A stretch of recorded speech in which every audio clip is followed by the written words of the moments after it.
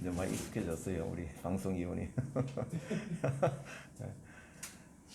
오늘은 51번째 예배인데 그 믿음 생활의 프레임, 요한일서 1장하고 2장을 배경으로 여러분들에게 말씀을 전하도록 하겠습니다. 먼저 이제 요한일서 1장 1절부터 10절까지인데 이 말씀에 제가 소제목이 오늘 메시지의 주제입니다. 그 믿음 생활의 프레임이라는데 저는 공돌이라서 사실 이 주제를 믿음 생활의 공식이라고 하고 싶을 정도로 참 이렇게 중요한 말씀이다라는 것을 제가 좀 깨닫게 되었습니다. 그 요한 1서는 지금 올해 1월 1일부터 생명의 삶에서 묵상을 하게 된 것을 정리해 놓은 것입니다. 자, 우리 제가 좀 부분적으로 좀 강조한 부분도 좀 있죠. 저게 제가 볼 때는 하나의 프레임인 것 같더라라는 것을 깨닫게 되어서 강조를 좀 하면서 읽겠습니다. 태초부터 있는 생명의 말씀에 관하여는 우리가 들은 바요, 눈으로 본 바요, 자세히 보고 우리의 손으로 만진 바라. 이 생명이 나타나신 바 된지라. 이 영원한 생명을 우리가 보았고 증언하여 너에게 전하노니 이는 아버지와 함께 계시다가 우리에게 나타나신 바 된 이시니라. 우리가 보고 들은 바를 너희에게도 전함은 너희로 우리와 사귐이 있게 하려 함이니 우리의 사귐은 아버지와 그의 아들 예수 그리스도와 더불어 누림이라. 우리가 이것을 쓰면 우리의 기쁨이 충만하게 하려 함이라. 우리가 그에게서 듣고 너에게 전하는 소식은 이것이니 곧 하나님은 빛이시라. 그에게는 어둠이 조금도 없으시다는 것이니라. 만일 우리가 하나님과 사귐이 있다 하고 어둠에 행하면 거짓말을 하고 진리를 행하지 아니한 이거니와 그가 빛 가운데 계신 것 같이 우리도 빛 가운데 행하면 우리가 서로 사귐이 있고 그 아들 예수의 피가 우리를 모든 죄에서 깨끗하게 하실 것이요. 만일 우리가 죄 없다고 말하면 스스로 속이고 또 진리가 우리 속에 있지 아니할 것이요. 만일 우리가 우리 죄를 자백하면 그는 미쁘시고 의로우사 우리 죄를 사하시며 우리를 모든 불의에서 깨끗하게 하실 것이요. 만일 우리가 범죄하지 아니하였다 하면 하나님을 거짓말하는 이로 만드는 것이니 또한 그의 말씀이 우리 속에 있지 아니하니라. 아멘. 아멘 안 하면 다시 읽는데. 예, 지금이라도 괜찮습니다. 제가 요한일서 이 말씀을 묵상하고 제가 사실 좀 깜짝 좀 놀랐습니다. 사실 제 머리가 공돌이라서 그런지 그런 부분이 좀 잡혀서 그랬습니다. 우리가 공부에도 좀 단계가 있지 않습니까? 단계가 있다시 믿음 생활에도 제가 쭉 해보니까 과정의 그 단계가 있더라라는 것입니다. 이런 단계를 혹시 여러분들이 한번 생각을 해보셨는지 모르겠습니다. 아마 자기의 신앙생활 과정을 통해서 내가 옛날에는 이랬었는데 이렇게 성장이 되었구나 라는 정도는 아마 평가를 해보지 않았겠나 생각은 듭니다. 자, 그러면은 우리의 믿음 정도가 어느 정도인가? 사실은 이걸 저울에 달 수도 없고 몸무게라고 그러면 올려보면 얼마나 무거운지 표준치를 넘었는지 아니면 좀 더 밥을 좀 더 먹어서 살을 좀 찌어야 될지 이런 부분을 평가를 할 수가 있는데 성경에서 말하는 모든 것이 된 가치가 있는 것들은 보면요, 이 저울이 달 수가 없어요. 사랑의 양을 저울에 달 수가 없잖아요. 믿음의 양을 마찬가지로 저울에 달 수가 없습니다. 하지만 우리가 이런 말씀을 통해서 이 믿음의 단계를 갖다가 쭉 살펴보면서 내가 지금 현재 어느 위치에 있는지 파악할 수 있는 좋은 말씀의 기준이 있다라는 것을 제가 미리 말씀을 드리게 됩니다. 그래서 요한 1서 1장 말씀 전체를 볼 때에 제가 좀 표시를 해놨죠. 7가지 좀 프레임이 있더라고요. 이것을 제가 확인해서 기록을 해 보았는데 이제 우리 순서대로 제가 한번 살펴보면서 들으시는 여러분들에게 내가 지금 현재 어느 단계에 있는지 정도는 우리가 체크를 스스로 한번 해보자라는 마음이 좀 있습니다. 첫째, 요한일서 1장 말씀해 보게 되면 성경 말씀은 생명의 말씀이다라는 겁니다. 굉장히 중요한 부분이죠. 즉 다시 말해서 성경은 살아있는 말씀으로서 내가 믿고 있느냐라는 겁니다. 그냥 고전으로서 그냥 옛날에 좋은 책으로서 내가 그냥 고개 끄덕거릴 수 있는 그냥 마음으로 동의할 수 있는 그런 수준이 아닌가라는 것입니다. 지금도 이 성경 말씀이 생명으로 나에게 작동을 하고 있는가 라는 것을 제일 먼저 체크를 해 보아야 됩니다. 이것이 신앙생활의 첫 번째 단계입니다. 이것이 우리가 말하는 대로 중생의 길로 들어서게 되는 데 있어서 가장 핵심적인 체크리스트 넘버 1입니다. 이 생명의 말씀은 이제 두 가지 측면에서 제가 살펴봐야 될 필요가 있다는 겁니다. 생명의 말씀은 구체적으로 첫째 하나는 뭐냐면은 제가 요한복음 1장 1절과 14절 말씀을 제가 복음을 전할 때에 이 말씀을 제가 적용을 참 많이 합니다. 태초에 말씀이 계시니라. 말씀이 하나님과 함께 계셨으니 말씀이 곧 하나님이시라 라는 것이 적혀 있습니다. 그럼 이 말씀이 뭐지? 뭐를 표현을 한 거지? 라는 퀘션 마커를 달면서 읽게 되는데 14절에 쭉 내려가서 14절 말씀을 보게 되면은 아하, 이 말씀이 무엇인지 분명히 드러나게 됩니다. 말씀이 육신이 되어 무엇입니까? 예수 그리스도의 육신이 된 이것을 얘기하는 겁니다. 그래서 말씀이 육신이 되어 우리 안에 거하시며, 그렇죠? 말씀이 임하시는 것, 우리 안에 거하시는 것, 예수님이 우리 안에 거하시는 것 동일한 것입니다. 그래서 말씀이 육신이 되어 우리 안에 거하시며 우리가 그 영광을 보니 아버지 독생자의 영광이요 은혜와 진리가 충만하더라라는 것입니다. 이렇게 볼 때에 말씀은 바로 예수 그리스도를 말씀하시는 거구나라는 겁니다. 이 생명의 말씀은 예수 그리스도입니다. 그래서 1장 1절 말씀을 다시 한 번 더 우리가 바꾸어서 예수님으로 바꾸어서 태초에 뭡니까? 예수님이 계시니라. 예수님이 하나님과 함께 계셨으니 예수님이 곧 하나님이시라는 겁니다. 결국은 태초 때에 예수님이 하나님과 함께 계셨던 것을 우리가 알 수가 있다는 것입니다. 그래서 이 생명의 말씀은 인격적인 예수 그리스도를 의미하는데 성육신하신 바로 그리스도를 가리키는 것입니다. 그래서 하나님께서 여러분들 아시는 대로 기록되어진 대로 어떻게 됐습니까? 말씀으로 이 세상을 창조하셨거든요. 그러면은 하나님이 이 세상을 창조하실 때 예수님도 그것을 동참하셨다라는 것을 충분히 알 수가 있다라는 것입니다. 자, 이제 덧붙여 제가 하나 말씀을 더 드리게 되면은 요거는 조금 약간 덧붙인 겁니다. 그러면 성령님은 어떻게 되셨나라는 거예요. 1장 우리가 창세기 1장 2절을 보게 되면요. 땅이 혼돈하고 공하며 흑암이 깊음에 있었고 그러니까 태초전의 움직이 상황이었죠. 혼돈의 상황이었죠. 하나님의 영이 뭡니까? 수면 위로 운행하시더라는 겁니다. 하나님의 영은 무엇입니까? 성령님이시거든요. 그래서 태초 때에 성령님도 함께 계셨구나. 그래서 삼위일체 하나님께서 이 세상 창조에 개입을 하셨구나라는 것을 우리가 충분히 말씀으로 깨달을 수가 있습니다. 자, 이제 예수님 말씀이 생명의 말씀인 것을 제가 말씀인 것은 예수 그리스도의 말씀을 드렸고 두 번째로 뭐냐면은 생명의 말씀은 생명의 떡이라는 표현이 참 많이 기록이 되어져 있습니다. 다시 말하면은 복음이죠. 요한복음 6장 35절에 제가 읽습니다. 예수께서 이르시되 나는 생명의 떡이니 내게 오는 자는 결코 줄이지 아니할 터이요 나를 믿는 자는 영원히 목마르지 아니하리라 이 말씀을 하셨습니다. 예수님께서 본인이 내가 생명의 떡이라고 말씀하셨던 것입니다. 떡은 뭡니까? 하나님의 말씀의 이미지죠. 생명의 떡이니까 생명의 말씀인 것입니다. 다시 말하면 생명을 얻게 하는 복음이라는 것입니다. 우리가 육신의 떡은 우리 목숨, 육체적인 삶을 유지시키는 절대적인 필요한 에너지원이기도 하죠.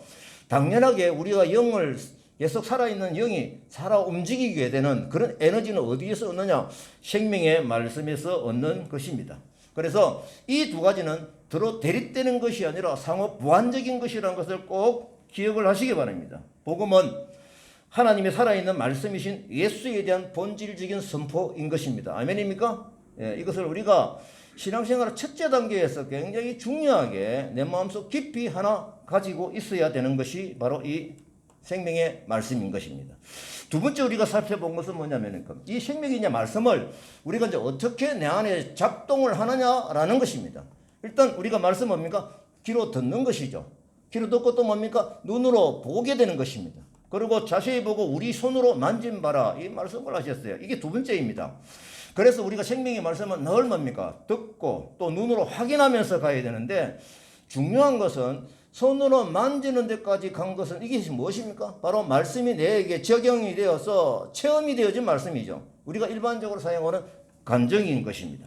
다시 말하면은 하나님의 말씀에 근거해서 내 생활에 감정이 있는가, 체험이 있는가, 이것이 바로 뭐냐 하면은 귀로 듣고 눈으로 보고 손으로 만진바된 말씀의 단계인 것입니다. 그래서 이 생명의 말씀이 과연 나의 삶 중에서 체험되어진, 다시 말하면 생활의 감정이 나에게 뚜렷하게 기록이 되어져 있는가라는 것입니다.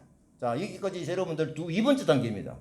이것은 이 단계까지 여러분들 들어오셔서 정말 말씀이 내 안에서 생명으로 작동되어지는 그 결과를 꼭 가지시기 바랍니다. 영적 일기라는 것이죠. 여러분들 꼭 기록을 하십시다. 저는 기록을 하고 있습니다. 그 다음에 세 번째 단계를 보게 됩니다. 뭡니까?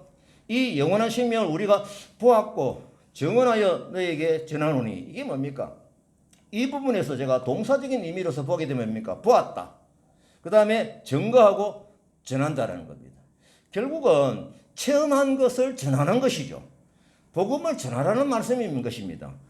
우리가 이 복음을 전하는 것은 지식적인 전달이 아닙니다. 생명의 말씀이 전달되는 것이기 때문에 내게 있어서 살아있는 것을 드리는 것이죠. 제가 갑자기 생각이 나는데, 우리 오시는 양상호 형제가 화로를 공장에서 이게 좀 양장에서 사와가지고 차에 실어가지고 살아있는 채로 가게에다가 배달을 하거든요. 그러니까 살아있는 채로 전하는 것입니다. 생명의 말씀이기 때문에 내에게 작동되어져서 살아있어 체험되어진 것을 그들에게 뭡니까?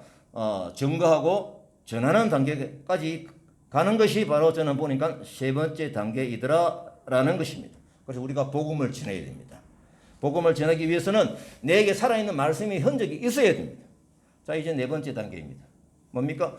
우리가 보고 들은 바를 너에게 전하면 이게 전하게 되면 어떤 일이 있느냐, 뭘 위한 것이냐라는 것입니다. 너희로 우리와 사귐이 있게 하려 한다. 네, 그렇죠? 우리가 복음을 전하는 것은 그들과의 사귐이죠. 이 사귐은 인간적인 사귐을 말하는 것이 아닙니다. 뭡니까? 더 깊은 사귐이죠. 우리의 사귐은 뭡니까? 아버지와, 다시 말하면 하나님과 예수 그리스도와 더불어 누리는 것이다 라는 것이죠. 다시 말하면 이 복음이 전해짐으로써 내가 그 사람과의 관계가 유지되고, 또한 뭡니까? 그에게도 하나님과의 관계가 회복이 되고 하나님의 관계가 심어지는, 바로 그것을 얘기하는 것이죠. 그래서 복음을 전하는 삶을 살게 되면은 삼위일체 하나님의 교제가 새로운 차원에서 진행이 되는 것입니다. 그것이 바로 교회입니다. 사도 요한은 이런 어떤 그 실제 경험을 했으니까 이게 충분히 자기가 아는 것이죠. 그래서 본절에서 요한은 생명의 말씀이신 그리스도를 전하는 궁극적인 목적을 제시하고 있습니다. 무엇입니까? 사귐입니다. 이 사귐은 하나님께서 우리 인간을 창조하실 때 하나님께서 우리의 모습은 우리의 형상으로 창조하셨거든요. 그게 우리의 형상의 바로 원본입니다. 그러면은 이 사귐이 회복이 된다는 것은 그 원본이 회복이 된다라는 것이죠. 태초 때에 창조된 인간의 원형 모습, 우리의 형상, 내가 하나님과의 관계가 회복이 되고 내가 너와의 관계가 회복이 되고 너는 또 하나님과의 관계가 회복이 되는, 이런 어떤 그 삼위일체적인 우리의 형상이 우리가 복음 전함으로써 이렇게 생명의 말씀이 흘러감으로써 이렇게 사귐이 회복이 되고 아버지 우리 하나님과의 이 믿음 생활이 돈독해지는 그런 것을 말하는 것이죠. 삼위일체 하나님의 형상이 창조된 것이기 때문입니다. 하나님께서 우리와 사랑의 교제를 원하셨죠. 그래서 우리의 형상으로 창조를 하셨거든요. 이것이 매우 중요한 원래의 형상인 것입니다. 우리 인간이 아시는 대로 우리 인간이 죄를 지음으로써 이게 이제 깨져버리고 상처를 받아버리고죠. 이게 문제가 돼버린 거예요. 그래 하나님께서 이 깨어진 것을 다시 이어야 되니까 이제 구약시대 때는 짐승을 대신해서 제사를 지내게 하면서 죄를 용서받는 길을 열어주셨는데, 궁극적으로는 예수 그리스도의 대속의 은혜로 이제 우리의 죄가, 예수님 때문에 우리의 죄가 완전히 용서받는 그런 어떤 기회를 저희들에게 허락해 주신 것입니다. 그래서 예수 그리스도께 십자가를 지심으로도 늘 기도하셨던, 늘 바람이 무엇느냐라고 하면은 십자가 지시기 하루 전에 하셨던 기도 내용을 보게 되면, 아버지와 내가 하나이듯이 저들도 우리와 같이 하나 되게 해달라, 저희들도 하나 되게 해달라 라고 하는 것이 예수님의 가장 중요한 기도 내용이었던 것입니다. 이것을 보게 되면은 복음이 전해질 때 무엇이 회복이 되는가라는 겁니다. 인격적인 하나님과의 관계가 회복이 되고 인격적인 예수 그리스도의 관계가 회복이 된다라는 겁니다. 그래서 우리가 이 땅에 살면서도 비록 완성된 천국은 아니지만은 이 천국의 삶을 누리며 살아가는 것이죠. 그래서 온전한 천국의 이 길을 소망하며 살아가는 이 세상의 삶 얼마나 즐겁고 기쁘겠느냐라는 것입니다. 이제 다섯 번째 보게 됩니다. 여기까지 삶을 살게 되면은 이제 관계를 누리는 것이 형성이 회복이 된다고 그랬잖아요. 그럼 관계가 회복이 되면 뭐가 회복이 되느냐? 기쁨이 충만해지는 겁니다. 기쁨이 회복이 됩니다. 이 기쁨은 어떤 기쁨일까요? 내 호주머니에 돈이 왕창 들어와가지고 그 기쁨, 그것이 아니고요. 그 기쁨이 여기서 말하는 그 기쁨은 그게 아닙니다. 사귐의 기쁨인 것이죠. 여러분 연애해 보신 분들은 잘 알 겁니다. 생각만 하면 기분 좋죠. 예. 만나고 싶고 전화하고 싶고. 예. 이게 관계가 형성이 되고 관계가 회복이 되면은 우리의 삶 중에서 충만한 기쁨이 주어지는 것입니다. 그래서 다섯 번째, 우리가 이것을 쓰면 우리의 기쁨이 충만하게 하려 합니다. 바로 이 말씀입니다. 제가 하나님 말씀을 쭉 읽으면서 기쁨이라는 단어가 굉장히 많이 나오는 것을 제가 느꼈습니다. 그래서 단어 검색을 해보니까 기쁨, 믿음, 사랑, 뭐 소망 여러 가지 다 집어넣어봤는데 기쁨이라는 단어가 탑입니다. 제일 많이 나와요. 그래서 정말 하나님께서 우리와의 말씀을 주셔가지고 무엇을 원하시는지 궁극적으로 하나님의 기쁨이 우리의 기쁨이 되게 하는 것이 바로 신앙생활의 가장 중요한 에너지다라는 것입니다. 그래서 제가 이 말씀을 볼 때 특별히 요한복음 15장 11절 말씀, 포도나무 비유 말씀을 저희들이 보면서 가지가 포도나무에 붙어 있기만 하면은 열매를 맺는데 그 열매가 무엇이냐? 그것이 바로 요한복음 15장 11절이었습니다. 내가 이것을 너에게 이르면 이게 포도나무 비유거든요. 예, 이거 내가 이것을 이르면 내 기쁨이 너희 안에서 너희 기쁨을 충만하게 하려 합니다. 기쁨은 하나님과 그리스도와 함께 하는 교제의 회복과 그리스도인들과 같이 함께하는 사귐의 결과인 것입니다. 동시에 성령의 열매이기도 하죠. 복음을 전하는 사람은 이 기쁨을 누리게 됩니다. 그걸 알게 됩니다. 너무너무 신이 나요. 예. 이게 하나님과의 관계 회복, 그 다음에 나와 너와의 관계 회복, 그러면서 하나님께서 우리의 원형 모습을 회복시키는 그것을 눈으로 보고 손으로 만져봐야 되는 상황을 확인을 하게 될 때에 정말 기뻐요. 근데 뭐 호주머니 돈 더 들어온 거 없습니다. 하나님 주신 기쁨은 좀 느낌이 좀 달라요. 압니다. 근데 연애해 보는 수 있는 기쁨은 다른 건 알잖아요. 그죠? 예, 이건 충분히 제가 다른 설명을 안 해도 여러분들 충분히 느낄 수 있는 것이라 생각을 합니다. 자, 요한은 이 부분까지 체험을 하라고 요구를 하는 것입니다. 이것이 중요하다는 것이죠. 여기까지가 바로 믿음 생활의 제가 보니까 단계인 것 같아요. 5단계까지가. 그 다음에 이제 뭐냐면은 이 6단계하고 7단계를 제가 가만히 보니까 하나님의 관계에 대해서 진짜냐 거짓말이냐 그것을 이제 좀 분석을 하는 그의 내용이 6번째, 7번째인 거예요. 보면은 6번째가 뭡니까? 만일 우리가 하나님과의 사귐이 있다 하고 어둠에 행하면 거짓말하고 진리를 행하지 아니함이거니와 하나님께서 주신 본성을 회복해서 모든 그리스도인이 빛 가운데 살아가는데 거기서 어둠이 살고 있다라고 하면은 그 사람은 하나님과 직접 만난 것이 아니죠. 정직하게 맞는 것이 아니라는 겁니다.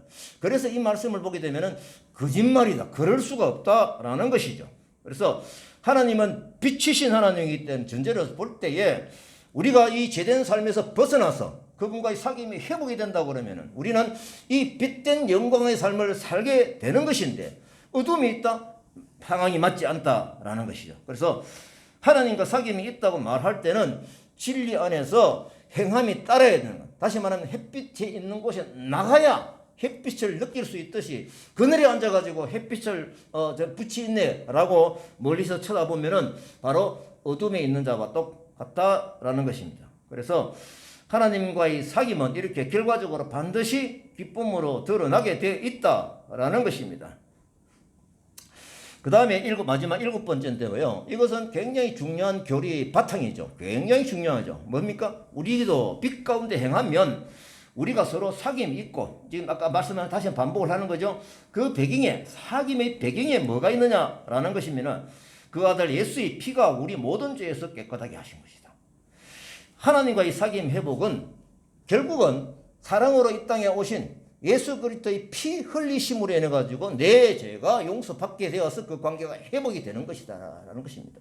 그래서 우리가 이 하나님 예수 그리스도의 이 희생 십자가의 피가 내 인생에서 얼마나 중요하게 다가오느냐라는 것을 꼭 기억을 하셔야 된다라는 것입니다. 자, 이제 우리가 다 살펴보았어요. 현재 여러분들의 현재 위치는 어느 단계에 있는 것입니까?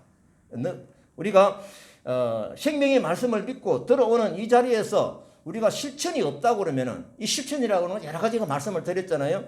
그래서 우리가 하나님과의 기쁨이 충분한 상태에 들어가지 못하게 된 것입니다. 부분적으로 느낄 수는 있겠죠. 그래서 우리가 이제 새해를 이제 구정으로 치면 새해입니다. 새해면은 새로운 좀 마음을 먹고 새 부대에 좀 넣고 싶은 마음들이 있지 않습니까? 그래서 이제 오늘 참 구정새입니다. 구정새 이 말씀이 저한테 딱 맞는 것 같아요. 그래서 우리가 이제 올 한 해 동안 어떤 결심을 하는 게 좋겠습니까? 자기 위치가 내가 두 번째인지 세 번째인지 이런 단계에 있을 때 다음 단계가 좀 업그레이드를 좀 하고 싶다라는 바람을 좀 가지시면은 오늘 축복된 말씀이 될 것이다 라는 생각을 하게 되는 것입니다. 자, 요한일서 2장 1절부터 11절 말씀입니다. 제가 소제목을 하나님 사랑과 이웃 사랑은 동전의 앞면 뒷면이다. 지금 이 사도 요한의 메시지는 보면은요, 이 사랑이라는 메시지가 굉장히 참 중요하게 구조적으로 잘 되어 있는 부분이 참 많습니다. 그래서 하나님의 사랑, 이웃 사랑은 동전의 앞면 뒷면이다. 다시 말하면은 하나님을 사랑한다고 하는데 이웃을 사랑하지 않다. 이거는 있을 수가 없다라는 것입니다. 앞면 뒷면입니다. 제가 굵은 말씀이 주로 내용이 많은데요. 제가 읽어보겠습니다. 나의 자녀들아, 내가 이것을 너희에게 쓰면 너희로 죄를 범하지 않게 하려 함이라. 만일 누가 죄를 범하여도 아버지 앞에서 우리에게 대언자가 있으니 곧 의로우신 예수 그리스도시라. 그는 우리 죄를 위한 화목제물이니 우리만 위할 뿐 아니요 온 세상의 죄를 위하심이라. 우리가 그의 계명을 지키면 이로써 우리가 그를 아는 줄을 알 것이요 지키지 아니하는 자는 거짓말하는 자요 진리가 그 속에 있지 아니하되 누구든지 그의 말씀을 지키는 자는 하나님의 사랑이 참으로 그 속에서 온전하게 되었나니 이로써 우리가 그의 안에 있는 줄을 아노라. 그의 안에 산다고 하는 자는 그가 행하시는 대로 자기도 행할지니라. 다시 한번 읽습니다. 그의 안에 산다고 하는 자는 그가 행하시는 대로 자기도 행할지니라. 사랑하는 자들아, 내가 이 세 계명을 너희에게 쓰는 것이 아니라 너희가 처음부터 가진 옛 계명이니 이 옛 계명은 너희가 들은 바 말씀이거니와 다시 내가 너희에게 새 계명을 쓰노니 그에게서와 너희에게도 참된 것이라. 이는 어둠이 지나가고 참빛이 벌써 비침이라. 그 형제를 미워하는 자는 지금까지 어둠에 있는 자요 그의 형제를 사랑하는 자는 빛 가운데 거하여 자기 속에 끄리낌이 없으나 그의 형제를 미워하는 자는 어둠에 있고 또 어둠에 행하며 갈 곳을 알지 못하나니 이는 그 어둠이 그의 눈을 멀게 하였음이라. 아멘. 다시 읽을까요? 자, 이 사랑의 말씀을 주신 또 다른 이유죠. 결국은 앞에 말씀에 대해서 중요한 것을 다시 한 번 더 서술적으로 강조를 하신 것입니다. 다시 말하면은 우리로 하여금 다시 죄의 길로 범죄하지 않게 하기 위한 지침이죠. 그래서 오늘 말씀에 쭉 보게 되면은 죄의 내용에 대한 그 키워드 뭡니까? 제가 보니까 계명을 지켜야 한다. 계명을 지켜야 한다. 행하는 것이죠. 말씀을 실천하지 않는 죄를 말씀하시는 것입니다. 3절 봅니다. 예수님의 계명을 지키면 우리가 하나님을 알게 된다. 지키면입니다. 그 다음에 그러니까 말씀을 듣고 마음의 동의를 하고 있는 데서 멈추면 안 됩니다. 말씀대로 살아가야 비로소 하나님이심을 알게 된다라는 것입니다. 왜냐? 생명의 말씀이기 때문에. 생명은 살아 움직이는 것입니다. 그 다음에 두 번째 4절에 봅니다. 예수님의 계명을 지키지 아니하는 자는 거짓말하는 자요 진리가 그 속에 있지 아니하다. 그렇죠? 이 계명이 하나님의 뜻이 있긴 내왔는데 이게 너무 이게 말씀대로 살아가고 싶으면 동력이 그의 사랑의 힘을 느낀다고 그러면 그걸 알 수가 있다라는 것입니다. 그래서 계명을 지키지 아니하는 자, 다시 말해 행하지 아니하는 자는 거짓말하는 자다라는 것입니다. 진리가 그 속에 사실은 있지 않은 것 같다. 머릿속에만 아는 것이죠. 지식적인 동기로서는 구원을 못 받습니다. 4절은 좀 더 강하게 지적을 하셨죠. 말씀을 듣고 고개를 끄덕이는 해도 말씀대로 살지 않으면 거짓말하는 인생이 된다라고 명백하게 말씀으로 주셨습니다. 사랑의 계명을 지킨다고 하는 것은 뭡니까? 말씀대로 살아가는 것이고 행동하는 것이죠. 그렇지 아니하면 진리가 그 속에 있지 아니한 것이다 라는 것입니다. 이 말씀을 강하게 하신 이유를 제가 좀 주석을 보니까요. 그 당시 가장 공격적인 이단이 어떤 단체냐면은 영지주의가 그랬답니다. 그들은 예수님을 안다고 주장하면서도 하나님의 계명에 순종함이 없는 삶을 사는 사람들이었습니다. 그래서 그들은 거짓말장이죠. 이단이죠. 그러니까 그 배경에서 이 말씀을 주신 것이다 라는 것입니다. 진리가 그 속에 있지 않음을 스스로 드러내는 그런 영지주의를 지적을 하는 것입니다. 자, 그 다음에 5절에 봅니다. 누구든지 예수님 말씀을 지키는 자는 예수님의 사랑이 그 속에서 온전하게 되는데 비로소 우리가 예수님 안에 있는 줄을 안다라는 것입니다. 예수님이 내 안에 계시는지 이 부분은요, 연애해 보는 사람 대충 압니다. 예. 참 멀리 떨어지고 뭐 눈에 보이진 않아도 그의 느낌과 감동이 막 뭉실뭉실 살아나잖아요. 말씀을 실천하는 삶을 살아야 온전한 삶을 살게 되는 것인데 우리 안에 예수님이 비로소 있음을 확인하게 되는 그 과정이 된다라는 거예요. 요한일서 1장에서도 같이 2장도 뭡니까? 행위의 문제를 굉장히 중요하게 지적을 하고 있습니다. 새 계명으로 주신 내용이 뭡니까? 하나님 사랑, 이웃 사랑입니다. 하나님 사랑과 이웃 사랑은 그래서 동전의 앞면과 뒷면이다. 하나님을 사랑하게 되면 실천을 하게 됐는데 그것이 이웃 사랑의 실천이라는 것이죠. 그는 그렇게 될 수밖에 없다. 이게 아니면 거짓말한다. 동전은 앞면에도 뒷면이 없어. 그것이 안 되라는 겁니다. 그래서 이웃 사랑의 실천으로 예수님의 사랑이 진정성이 확인이 되는 것이다라는 겁니다. 자, 이제 결론이 6절입니다. 제가 읽겠습니다. 예수님 안에 산다고 하는 자는 예수님이 행하시는 대로 자기도 행하여야 한다. 그렇죠? 지금 5절까지 충분히 이 느낌을 가지고 말씀을 다 하셨어요. 그런데 6절의 결론으로 딱 찍어 주시잖아요. 다시 한번 제가 읽겠습니다. 같이 한번 읽으십시다. 시작. 예수님 안에 산다고 하는 자는 예수님이 행하시는 대로 자기도 행하여야 한다. 이 내가 예수님 사랑 안에 거하는지 아닌지라는 분명한 체크를 할 수가 있다라는 것입니다. 자, 이제 내가 형제를 사랑하는 자, 이 부분은 여러분들이 스스로 또 생각해 봅니다. 체크해 보면은 이 질문이 너무 포괄적이에요.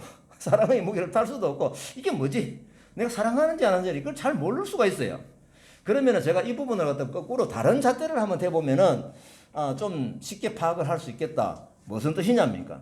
오히려 내가 미워하는 사람이 내 속에 있는가? 이것을 보게 되면 그 수준이 좀 낮은 거거든요. 사랑하는 것보다 미워하는 사람, 미워하지 않는 것은 수준이 좀 낮은 겁니다. 미워하는 사람이 나에게 있는가? 좀 더 말하면 미운 틀을 받은 사람이 내한테 있는가? 그걸 한번 생각해 보십시다. 그렇게 되면은 내가 이웃 사랑의 실천을 하지 않는구나 라는 것을 또 알게 될 수도 있고 내가 지금 하고 있는 거구나 라는 것을 평가를 할 수가 스스로 있다라는 것입니다. 오늘 말씀 9절에서 11절 말씀에도 보기는 한번 보십시오. 말씀을 보십시오. 이런 내용으로 정밀한 잣대를 대고 있다라는 것입니다. 그래서 형제를 미워하는 자는 어디에 있다? 어둠에 있다라고 하는 것입니다. 참 빛이신 예수님을 영접하는 사람이 그럴 수가 없다라는 것입니다. 한 번 더 강조하시죠. 그의 형제를 미워하는 자는 어둠에 있고 또 어둠에 행하며 갈 곳을 알지 못하나니 이는 그 어둠이 그의 눈을 멀게 하였음이라. 내가 사랑을 얼마나 실천하고 있는가라는 것보다 아까 말씀드린 대로 내가 미워하는 사람이 있는가 늘 확인하는 것이 더 훨씬 빠릅니다. 그래서 일단은 그 부분을 갖다가 뭡니까? 벗어나야 됩니다. 내 마음속에서 그 부분을 갖다가 리셋을 시키고 사랑의 버전으로 바꿀 수 있도록 노력을 하고 기도해야 된다는 것입니다. 자, 이제 특별히 예수 그리스도의 사랑은 저는 이제 어디로 향하느냐, 이 또 이제 체크하는 것은 두 번째 체크하는 방법이 제가 뭐라고 생각을 하느냐면요. 내 주변에 하나님께 사랑하게 하신 그 대상이 뚜렷하게 좀 있어요. 많은 사람은 다 사랑하게 하셨지만 특별히 사랑하라고 지적하신 사람들이죠. 고아와 가부와 나그네 이런 사람들을 정말 내가 사랑하는가? 그 부분을 우리는 체크를 해 볼 수가 있다라는 겁니다. 다시 말하면은 구석진 곳에 하나님의 사랑의 빛이 우리를 통해서 들어가게 된다고 그러면 하나님이 얼마나 기뻐하시고 영광을 받으시겠느냐라는 겁니다. 그래서 우리가 이 다카교회의 사명이 정말 애국인 근로자를 위해서 참 세계적으로 흘러다니는 나그네를 위해서 이렇게 사역을 한다라고 하는 것은 하나님 주신 마음이다라는 것 때문에 참 기쁩니다. 그래서 우리가 기도하는 마음으로 더 집중하게 되고 현장에 없다 하지만은 기도로서 중보하면서 후원을 할 수 있는 마음들이 있으면 좋겠다라는 것입니다. 자, 이제 요한일서 2장 12절부터 27절까지 말씀입니다. 세상적인 욕심과 적그리스도를 경계하라. 패턴이 거의 비슷하죠. 왜냐하면 이런 부분들 때문에 하나님을 사랑하는 생명의 말씀이 내게 들어왔다도 그게 자꾸 썩어버려요. 이게. 그러니까 뭡니까? 하나님의 사랑이 언제 사라져버릴 수가 있는 굉장히 중요한 부분은 뭐냐라고 하면 세상적인 욕심, 즉 그리스도 이런 부분을 경계해야 된다라는 것입니다. 내용이 좀 길죠. 자, 제가 읽겠습니다. 자녀들아 내가 너희에게 쓰는 것은 너희 죄가 그의 이름으로 말미암아 사함을 받았으며 아비들아 내가 너희에게 쓰는 것은 너희가 태초부터 계신 이를 알았으며 청년들아 내가 너희에게 쓰는 것은 너희가 악한 자를 이겼음이라. 아비들아 아비들아 청년들아 이 세상이나 세상에 있는 것들을 사랑하지 말라. 누구든지 세상을 사랑하면은 아버지 사랑이 그 속에 있지 아니한다. 이거 세상 사람 사랑해놓고 세상을 사랑하지 말라고 그러지? 설명드리겠습니다. 이는 세상에 있는 모든 것이 육신의 정욕과 안목의 정욕과 이생의 자랑이. 아하. 이 세상을 사랑하지 말라고 하는 것이 지금 이제 16절에 설명된 이 부분을 지금 얘기하는 것이죠. 다 아버지께로 온 것이 아니다. 세상으로부터 온 것이더라 이겁니다. 이 세상도 그 정욕도 지나가되 오직 하나님의 뜻을 행하는 자는 영원히 거하느니라. 아비들아 지금은 마지막 때라. 적 그리스도가 오리라는 말을 지금도 많은 적 그리스도가 일어났으니 그러므로 우리가 마지막 때인 줄 아노라. 그들이 우리에게 나간 것은 다 우리에게 속하지 아니함을 나타내려 함이니라. 모든 거짓은 진리에서 나지 않기 때문이라. 거짓말하는 자가 누구냐?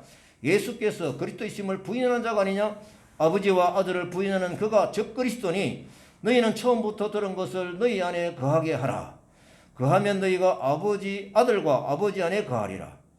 그가 우리에게 약속하신 것은 이것이니 곧 영원한 생명이니라. 너희는 주께 받은 바 기름 부음이 너희 안에 거하나니 아무도 너희를 가르칠 필요가 없고 오직 그의 기름 부음이 모든 것을 너희에게 가르치며 또 참되고 거짓이 없으니 너희를 가르치신 그대로 주 안에 거하라. 자, 2장 15절 말씀을 보십니다. 이 세상이나 세상에 있는 것들을 사랑하지 말라. 누구든지 세상을 사랑하면 아버지 사랑이 그 속에 있지 아니하다. 이 본절에서 17절까지 보게 되면 세상이라는 단어가 몇 번 나옵니까? 한번 살펴보세요. 세상이라는 단어가 몇 번 나와요? 17절까지. 제가 분위기를 위해서 좀 기다려서 좀 쉬겠습니다. 15절부터 17절까지 세상이라는 단어가 제가 조사를 한 6번 나와요. 많이 나와요. 계속 강조하시는 거죠. 그러면 여기서 세상이라고 하는 것은 뭐냐면 하나님이 창조하신 우주를 가르치시는 것이 아니라 뭡니까? 하나님을 대적하는 악한 세력에 대한 이 세상을 말하는 것이죠. 그래서 이 세상의 본질상 하나님을 알지도 못한다. 왜요? 하나님을 거부하고 대적하기 때문입니다. 제가 참고로 요한복음 15장 18절 말씀 세상의 이미지를 소개하는 성경을 제가 말씀을 드립니다. 세상이 너희를 미워하면 너희보다 먼저 나를 미워한 줄 알라. 너희가 세상에 속하였으면 세상이 자기 것을 사랑할 것이나 너희는 세상에 속한 자가 아니요 도리어 내가 너희를 세상에서 택하였기 때문에 세상에 너희를 미워하느니라. 세상의 이미지가 확 나왔죠. 그래서 15절 말씀에 나오는 요한이 세상을 사랑하지 말라라고 명령한 이유를 분명히 알 수가 있죠. 세상에 대한 사랑과 하나님에 대한 사랑은 공존할 수가 없기 때문입니다. 그래서 16절 상반절에 옵니다. 이는 세상에 있는 모든 것이 육신의 정욕과 안목의 정욕과 이생의 자랑이다. 자, 이제 세상을 사랑한 사례가 나오는 것이죠. 사례가 육신의 정욕. 육신의 정욕은 뭡니까? 영적인 것과 매우 대조되는 것입니다. 다시 말하면 악한 욕망의 근원을 두고 본질상 드러나는 그런 정욕을 말하는 것이죠. 그래서 육신의 정욕은 타락한 사람의 본성입니다.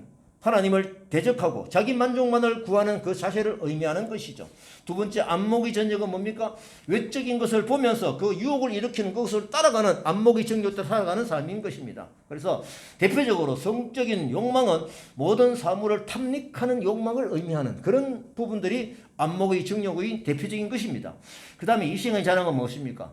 이걸 참 조심해야 되는데요. 특히 그 부자로 사는 사람들. 세상적인 물질이나 명성에 대해서 과대평가해가지고 자랑으로 허시하며 살아가는, 다시 말하면 하나님 영광 돌리는 것보다 거기에 더 만족을 느끼며 살아가고 있다고 그러면은 책임이 말씀은 계속적으로 소멸되어져 가게 될 것이죠. 그래서 우리가 육신의 정욕, 안목의 정욕, 이생의 자랑, 이 부분이 바로 세상 것의 대표 선수라는 것입니다. 소유하고 있는 물질뿐 아니라 태도나 행위를 자랑하면 안 되는 것입니다. 16절 하반절 봅니다. 이 모든 것은 다 아버지께로 쫓아온 것이 아니죠. 뭡니까? 세상으로 쫓아온 것입니다. 그래서 그리스도인들은 이러한 세상을 사랑하지 말아야 되는 이유가 분명한 것입니다. 왜요? 하나님과의 사랑과 더욱더 멀어지기 때문에 그렇습니다. 자, 우리 본문은 그리스도인들이 세상을 살아가지 말아야 하는 이유가 나오는데요. 요한은 상반절에서 언급된 세 가지에 이 하나님 빛던 거 아니라는 걸 꼭 기억을 하시기 바랍니다. 자, 17절 봅니다. 이 세상도 정욕도 지나가되 오직 하나님의 뜻을 행하는 이는 영원히 거하느니라. 하나님께서는요, 우리에게 영원한 것을 주시는 것이죠. 그래서 그리스도인들이 세상을 사랑하지 말아야 되는 또 다른 이유인 겁니다. 세상은 한시적입니다. 여러분들 우리 사람이 뭡니까? 100년 살면 정말 오래 살았다고 그러잖아요. 그래도 뭡니까? 이 세계사 전체 흐름, 영원한 것에 비하면 하나의 점 같은 시간이라는 것입니다. 한시적이죠. 그래서 우리가 영원한 것을 위해서 이 한시적인 것을 하나님의 방법으로 참고 견디고 이겨 나가야 될 이유를 말씀하시는 겁니다. 왜냐하면요, 하나님께서 우리에게 영생의 삶, 천국의 삶을 저희들에게 허락하시기 때문입니다. 자, 18절 상반절에 봅니다. 아이들아, 이것이 마지막 때라. 이 마지막 때의 개념은 뭡니까? 그리스도의 재림에 대한 어떤 그 부분도 포함이 되어 있지만은요, 지금부터 쭉 살아온 이 시대를 말하는 것입니다. 그래서 이 적그리스도는 어떤 특정한 인물을 가리킨다기보다는 메시아를 대적하는, 반대하는 자를 의미하는 것이 바로 적그리스도인 것입니다. 그래서 요한이 이런 적그리스도가 당시에 많이 나와 있을 언급을 했죠. 다시 말하면 아까 말씀드린 대로 영지주의자들입니다. 이 영지주의는요, 물질을 굉장히 악하게 생각합니다. 이 정신은 굉장히 선하다는 거죠. 다시 말하면 선하신 하나님께서 이 악한 세상을 창조하셨다 아니다라는 겁니다. 그리고 예수 그리스도의 신성을 부정하는 것입니다. 이 영지주의가 그때 상당히 힘을 얻고 이단적인 활동을 했다라고 얘기를 제가 자료를 통해서 들은 적이 있습니다. 자, 22절 봅니다. 거짓말하는 자가 누구냐? 이 영지주의, 그때 당시에는 영지주의입니다. 예수께서 그리스도임을 부인하는 자가 아니냐? 아버지와 아들을 부인하는 그가 적그리스도다. 24절 25절 봅니다. 너희는 처음부터 들은 것을 너희 안에 거하게 하라. 그리고 25절 거하면 너희가 아들과 아버지 안에 거하리라. 그가 우리에게 약속하신 것은 이것이니 곧 영원한 생명이니라. 요한은 우리 말씀을 듣는 그 수신자들에게 과거에 사도들이 선포했던 그 복음을 지속적으로 소유하고 있으라고 명령을 하는 겁니다. 복음을 소유한다고 하는 것은 예수 그리스도가 하나님의 아들이신 그리스도이심을 시인하는 어떤 삶을 살아가게 하는 것이죠. 왜냐하면 사도들은 그런 메시지를 계속적으로 전했기 때문입니다. 자기들이 경험한 예수, 자기들이 만났던 예수, 우리에게 하셨던 예수님의 말씀, 이런 부분들을 뚜렷하게 증언을 한 그들이 사도들인 것이죠. 그래서 시인하는 자, 하나님의 영원한 약속을 속명을 소유하는 자들입니다. 자, 27절 봅니다. 너희는 주께 받은 바 기름 부음이 너희 안에 거하나니 아무도 너희를 가르칠 필요가 없다. 여기서 기름 부음은 뭐냐면은 하나님께 우리에게 주시는 지혜입니다. 요즘으로 얘기하면 성령 충만한 삶이죠. 성령님께서는 우리에게 지혜와 총명을 늘 주시기 위해서 대기하고 계세요. 기도하는 자에게 그것이 임합니다. 결국 성령의 가르침대로 살아가는 사람, 이것이 중요하다는 겁니다. 옆에서 어떤 가르침보다도 더 중요한 것을 27절에서 말씀을 하고 있는 것이죠. 요한은 이런 의미에서 다른 가르침을 받을 필요가 없다라고 하는 것이죠.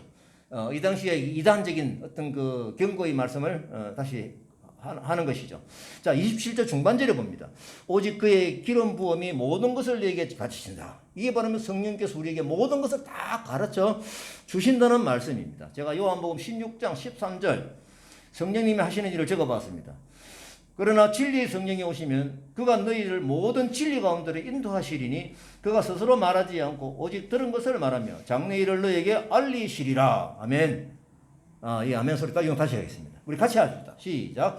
그러나 진리의 성령이 오시면 그가 너희를 모든 진리 가운데로 인도하시리니 그가 스스로 말하지 않고 오직 들은 것을 말하며 장래일을 너에게 알리시리라.